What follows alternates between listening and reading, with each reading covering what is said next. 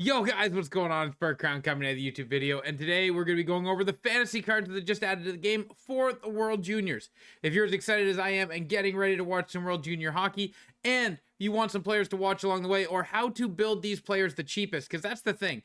The cheapest way to build these players so you can get more of them on your team, and there's ways to get cards for free to also help make it cheaper. So let's dive into it. I hope you do enjoy it. If you do, smash that thumbs up. But don't forget, guys, I'm going to build the two players at the end that I really want, and I'm going to work towards a third. But I'm going to build the two players I want now because I want to watch them while they play, because it's just more fun to have some skin in the game. But the smart thing to do is to wait until December 31st before 5 p.m. Very important. And you can build them knowing exactly how many goals they've scored. But let's get into it. I hope you do enjoy it. If you do, give it a thumbs up. I think I already said that. Either way, enjoy it twice. But let's get into it and see the cheapest way to build these cards. Okay, so you got 79s, right, to get one. You've got 81s to get two.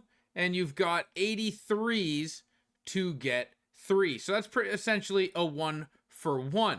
When you go into the auction house, you're going to see that the 83s are selling for roughly 9,500 coins.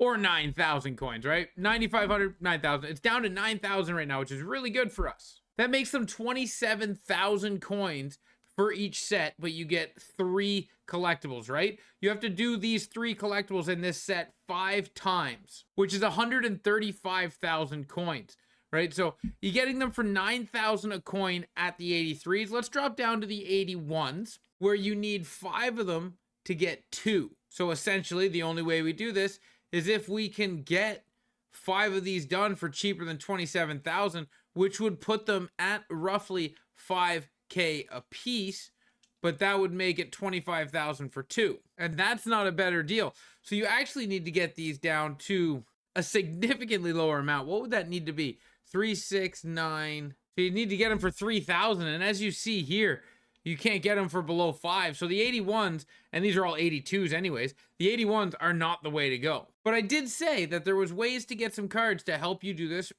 cheaper and for not free, but to help you out in a greater way of getting these 83 overall players. And there are a couple of good ones to go do. Like, for instance, if you go into objectives, you're going to see in the holidays, you're going to get 10 collectibles here. This is important because you're going to use this to hopefully get some luck.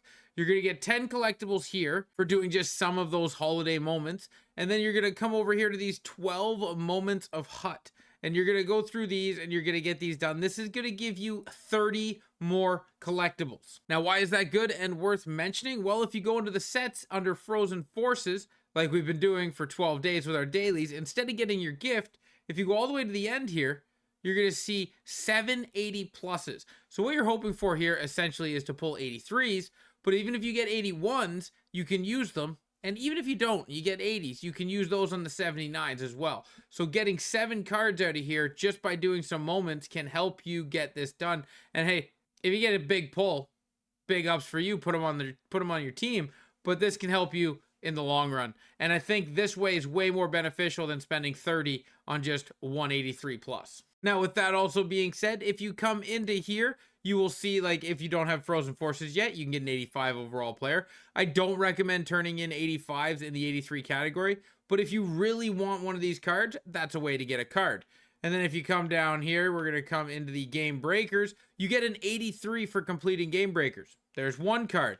And then you get another 83 for doing Team of the Week. But not only do you get another 83 for doing Team of the Week, you also get 81s for doing Team of the Week, poke checks, and assists. So that's a great way to get a couple 83s and 81s to help you build some of these fantasy collectibles to get your player as cheap as possible. And then also, if we dive back into the moments, Team of the Week moments, well, they do have it for you as well, because you can get an 81 and an 83 for doing Team of the Weeks, and that is again helping you out. Just by the 83s from doing a couple of objectives and the moments, the 383s, that gets you 3 collectibles there.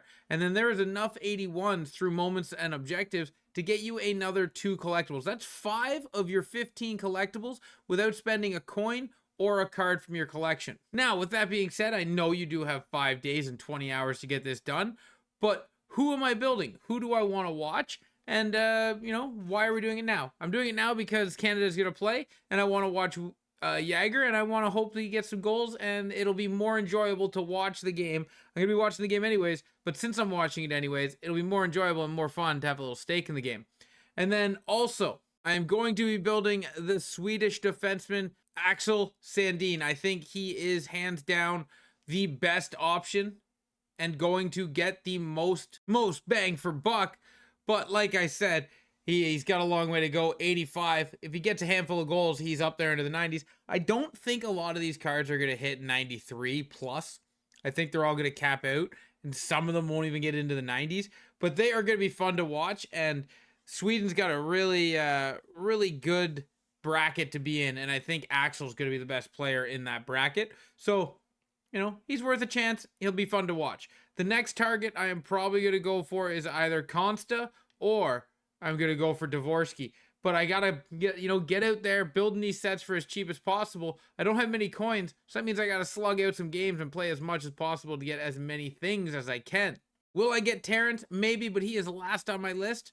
And I'm just going to get these sets done. So guys, that is how you get the cheapest sets. I guess that's how you do it, right? You get the cards from the moments and the objectives, and then you buy the 83 players because that is the best bang for your buck in getting these cards as cheap as possible. Remember, you get them as untradeable.